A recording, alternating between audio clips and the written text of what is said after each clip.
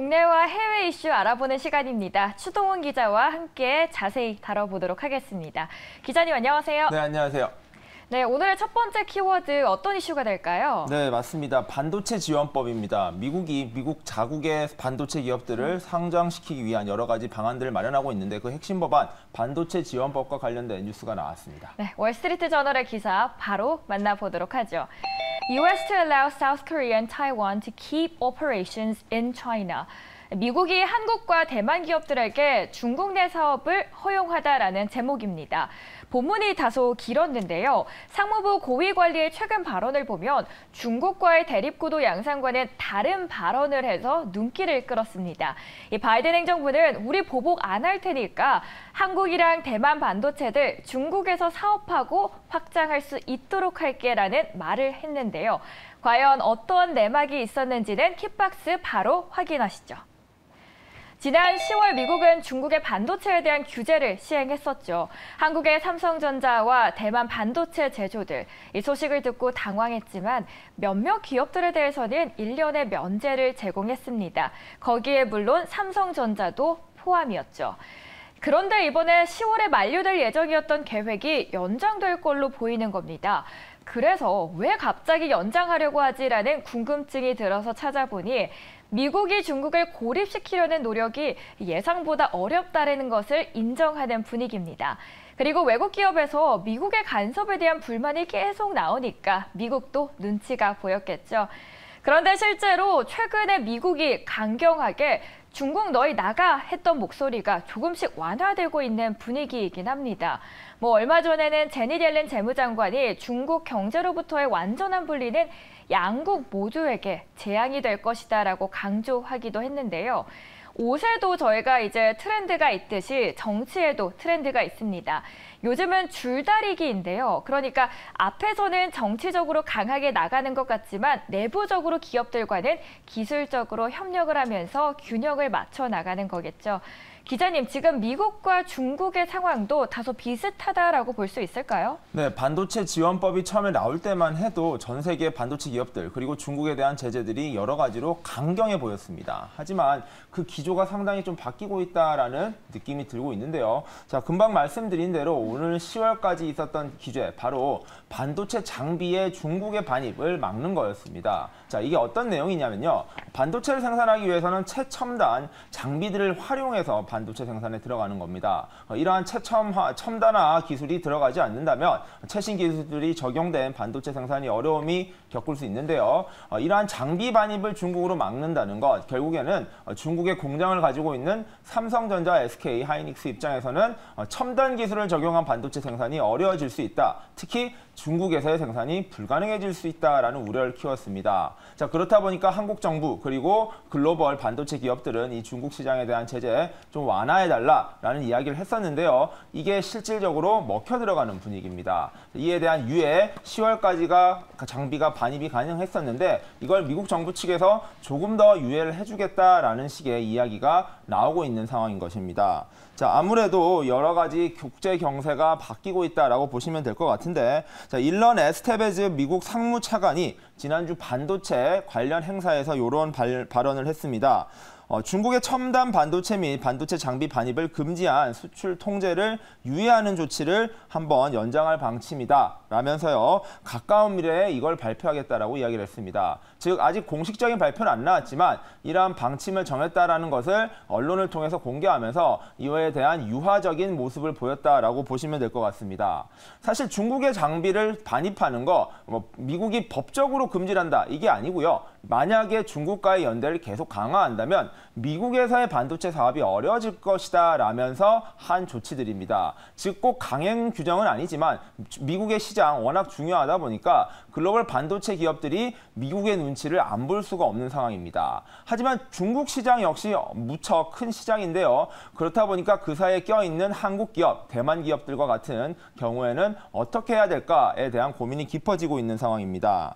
하지만 이 기류가 조금씩 바뀌고 있는 모습, 어쩌면 기업을 운영하고 있는 반도체 업체에서는 고무적인 현상이다라고 보시면 될 것 같은데요. 이러한 것들, 바로 미국 기업들이 조금은 주도해 왔다라고 보실 수 있을 것 같습니다.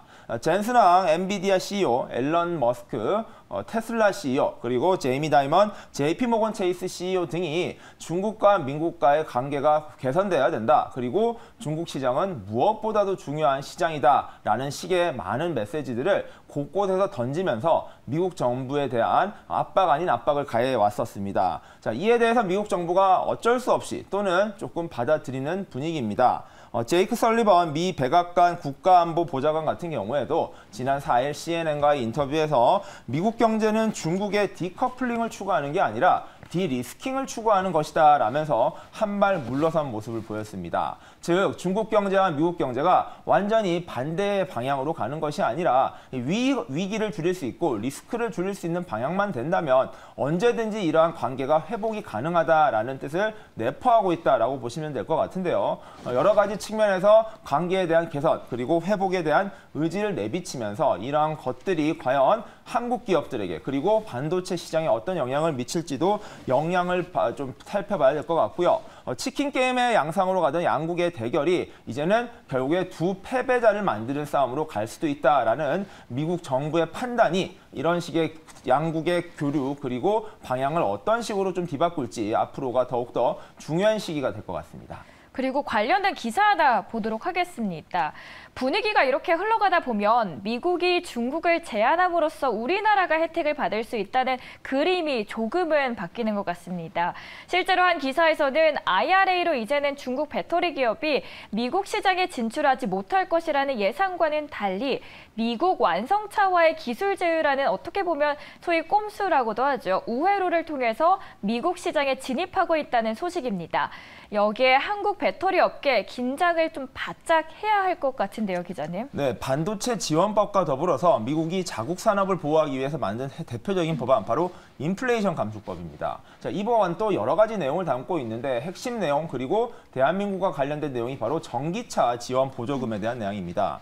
즉 미국 내에서 생산을 하거나 미국에서 그리고 미국과 관련된 국가에서 만들어진 광물을 최소한 50% 이상 활용해야 이러한 보조금 혜택, 전기차에 대한 보조금 혜택을 주어지고요. 이런 사용을 하지 않은 국가에 대해서는 지원금을 주지 않겠다라는 정책이었습니다. 자, 이로 인해서 글로벌 제조차 기업, 현대차를 포함해서요, 유럽 차들의 반발이 매우 거셌습니다. 미국 자동차들에 대한 보조금이 확대되고 반면에 글로벌 자동차 기업들의 보조금이 지급되지 않는다면 가격 경쟁력에서 뒤처지는 글로벌 제조차 기업들 그리고 전기차 기업들의 어려움이 커질 것이다라는 것인데요. 자, 중국 역시 이러한 상황에서 어려움을 겪을 것이다라고 보도가 되어 왔었습니다. 하지만 최근에 테슬라가 중국의 배터리를 활용함에도 불구하고 보조금을 전액 가져갈 수 있다라는 보도가 나오면서 오히려 중국과 한국 두 기업이 공통적으로 손해를 보는 게 아니라 중국 기업은 이득을 보고 한국 기업은 손해를 볼 수도 있겠다라는 이야기가 나오고 있습니다. 자, 첫 번째 반도체 지원법에 이어서 인플레이션 감축법 등에서 미국과 중국과의 미묘한 관계의 변화가 이어진다라고 보시면 될 것 같은데요. 자, 말씀드린 대로 7,500달러의 전기차 지원금을 받기 위해서는요, 배터리를 부품을 모두 50% 이상 이용을 해야 되고요. 또한 생산 자체도 미국에서 이루어져야 됩니다. 자, 여러 가지 규정들이 있는데 테슬라가 어떤 식의 꼼수를 적용했는지 말씀을 드려보면요. 보시면 중국의 닝더스다이, 바로 배터리 세계 1위 기업의 배터리를 사용했습니다. 전기차의 핵심 부품인 배터리를 중국 제조사의 제품을 사용했는데 어떻게 이러한 이 지원 규정을 만족했느냐를 놓고 이러한 갑론을박이 있어 왔는데요. 자, 북미에서 배터리의 핵심 물품인 극판을 먼저 제조한 다음에 이 극판을 중국으로 넘긴 겁니다. 자, 100% 미국에서 다 해야 되는 게 아니거든요. 바로 50%의 규정을 넘기만 하면, 이 비율만 넘으면은 이러한 혜택을 준다는 꼼수를 이용한 것이다 라고 보면 될 것 같은데요. 결국에는 시간이 걸림에도 불구하고 미국에서 생산한 극판을 중국에서 넘긴 다음에 중국에서 완성한 배터리를 또다시 테슬라의 전기차에 쓰는 이러한 좀 방법들을 활용해서 결국에 모든 지원금을 받았다라고 보시면 될 것 같습니다. 그리고 배터리의 핵심 광물이라 할 수 있는 리튬 같은 경우에도 중국에서 생산한 리튬이 아니라 바로 호주에서 생산한 리튬을 가지고 옴으로써 광물 규정까지 충족시키는 방법을 보였다라는 것입니다.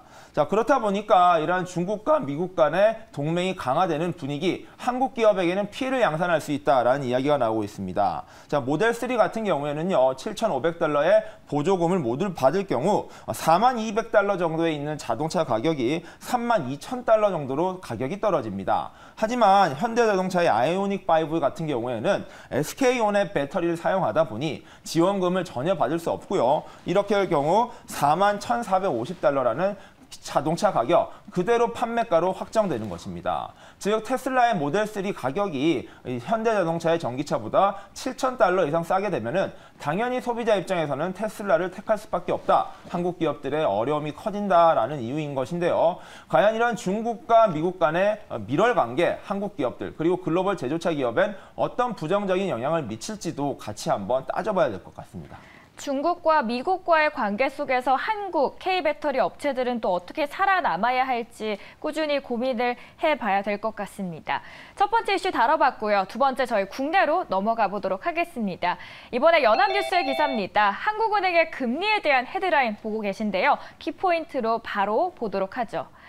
한국은행 금융통화위원들은 25일에 전원 일치로 기준금리 3회 연속 동결을 의결을 했습니다. 한 목소리로 물가, 가계부채가 여전히 불안한 만큼 상당 기간 동안 통화 긴축 기조가 필요하다라는 주장을 했습니다. 하지만 여기에 모두가 동의한 건 아닙니다. 필요하면 추가 기준금리 인상에도 나서야 한다라는 의견도 있었는데요. 물가 목표 수렴이 크게 지연될 걸로 보이면 추가 금리 인상 등을 통해서 적극적으로 대응해 나가야 한다라는 주장입니다. 미국의 연준뿐만 아니라 한국은행 안에서도 위원들 또한 금리 인상이냐 동결이냐에 대한 의견이 분분한 것 같습니다. 이번에 금리, 한국의 상황을 비춰봤을 때 업계에서는 어떻게 예상을 지금 하고 있을까요? 자, 미국의 기준금리 곧 발표될 예정인데 오늘 소비자 물가지수가 나왔다시피 잘 나왔습니다. 그렇다 보니까 시장에서는 동결에 더욱더 힘이 실리고 있죠. 마찬가지로 한국은행은 이미 3번 연속으로 동결을 진행하면서 이제는 사실상 하락의 기운이 더욱 강해지지 않느냐라는 이야기가 나와 있었습니다. 하지만 실질적으로 내용을 따져보니 조금은 달랐다라는 보도가 어제 나왔습니다. 바로 회의록이 공개된 것인데요. 자, 연준 같은 경우에도 금리 결정을 한 직후에 시간이 조금 격차를 두고 회의 내용이 공개됩니다. 구체적으로 어떤 이야기가 오갔는지가 결국에는 회의의 결정 배경도 파악할 수 있고 향후 금리 결정의 방향까지 예측할 수 있기 때문에 굉장히 중요한 내용이 많이 담겨 있다라고 보시면 될 것 같은데 대한민국의 중앙은행, 바로 한국은행에서의 회의록도 같이 공개된 것입니다. 자, 내용을 보면요. 결국에 3회 연속 동결, 만장일치로 이루어졌긴 했지만 그 안의 기류는 미묘하게 조금씩 다르다라고 좀 정리해 볼 수 있을 것 같습니다. 자, 익명으로 나와 있는 한 의원 같은 경우에는 소비자 물가지수의 정점이 지나 둔화 국면이 온 것은 분명하다. 하지만 그럼에도 불구하고 아직 안심 단계는 아니다라는 이야기를 했었습니다. 금리 인상 기조가 누적된 가운데 이런 금융 불균형 여전히 이어지고 있고 인플레 경계 구간이라고 봐야지 여전히 안정화 단계다라고 보기는 이르다라는 것입니다. 자, 미국의 인플레이션 지수도 그랬고요. 한국도 더 낮은 숫자를 지금 이미 기록하고 있습니다. 자, 그럼에도 불구하고 금융 당국자들과 그리고 중앙 통화 정책을 결정하는 내부의 의견은 불안감이 있다라는 부분 분명히 점검해 봐야 될 포인트라고 보셔야 될 것 같고요. 하반기에 물가 불안 요인 여전히 되어 있다라는 점도 체크해 봐야 될 것 같습니다. 미국도 마찬가지입니다. 미국이나 한국 그리고 전 세계 중앙은행에서는 현재 숫자들이 좋게 가고 있다. 이거만으로는 결정을 판단하는데 활용하는 것이 아니고요. 다양한 거시경제 지표들 그리고 실물 경제의 흐름을 다 같이 보면서 움직이겠다는 것인데 과연 하반기가 예상대로 기존의 계획대로 하락으로 넘어갈지 이거는 좀 더 지켜봐야 된다라는 의견이 많을 것 같습니다. 또한 별도 의견으로도요. 추가 금리 인상을 통해서 적극 대응을 해야 된다라는 목소리가 있었습니다. 자, 미국 역시 하반기에 한 차례 정도는 금리 인상을 해야 된다라는 의견이 여전히 많은 상황에서 대한민국 같은 경우에는 미국과의 금리 격차가 여전히 매우 높게 벌어져 있기 때문에 미국의 움직임을 예의주시하면서 대한민국의 경제 자체만으로도 금리 인상의 여지 여전히 남아있다. 있다라는 목소리가 들어가 있다는 점 분명히 짚고 넘어가야 될 관전 포인트라고 보이고요. 기류가 굉장히 팽팽한 상황입니다. 금리가 어디로 가야 될지 하반기가 무척이나 중요한 시점인데요. 여러 가지 거시경제 그리고 실물경제 영향들을 감안해 봤을 때 무척이나 중요한 시기가 다가오고 있다라고 보셔야 될 것 같습니다. 네, 금리를 둘러싼 기류가 굉장히 팽팽한 게 느껴집니다. 그런데 지금 한국 기업들의 수익이 좋지 않은 모양새입니다. 표 보도록 하겠습니다.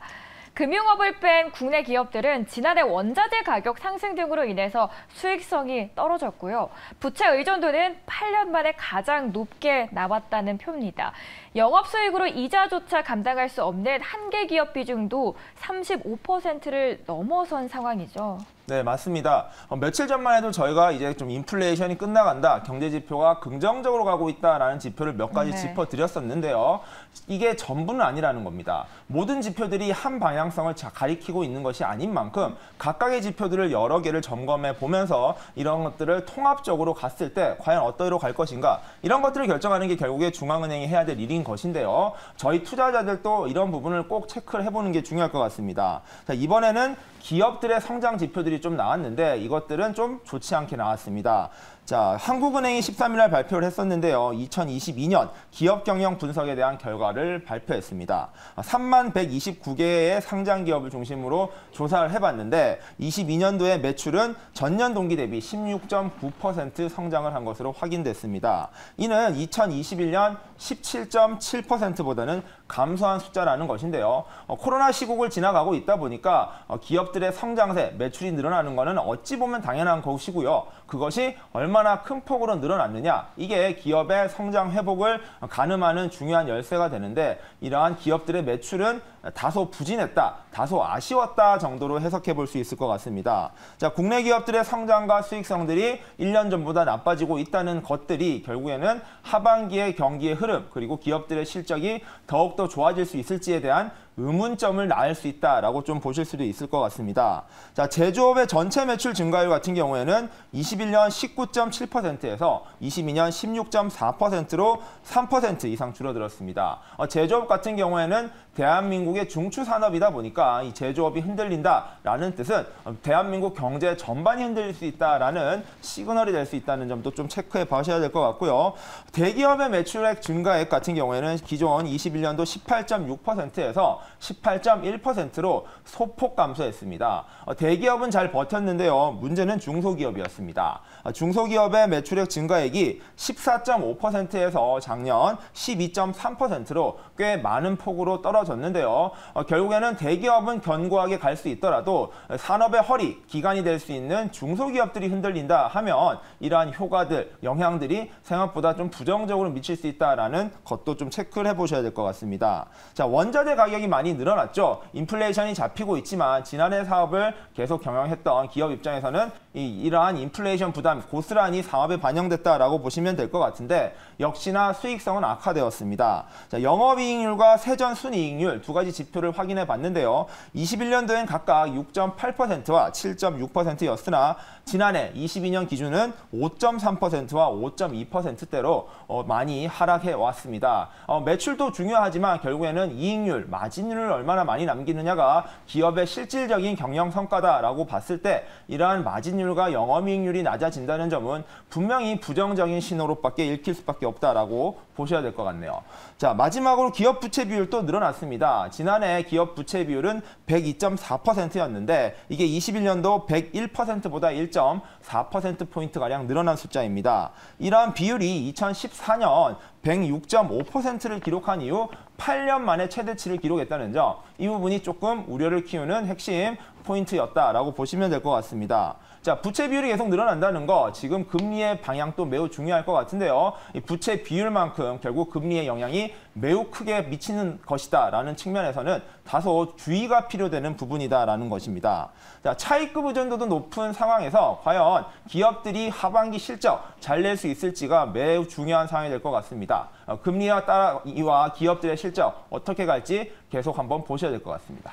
오늘 CPI 발표로 인해서 6월 금리 동결에 대한 인상 확률이 더욱더 높아졌다는 점, 그리고 엔비디아가 시총 1조를 돌파했고 테슬라 오늘도 13거래일 연속 이어가고 있습니다. 오늘 시장의 그 훈풍이 이어지길 바라겠습니다. 시청해주신 여러분 늘 고맙습니다.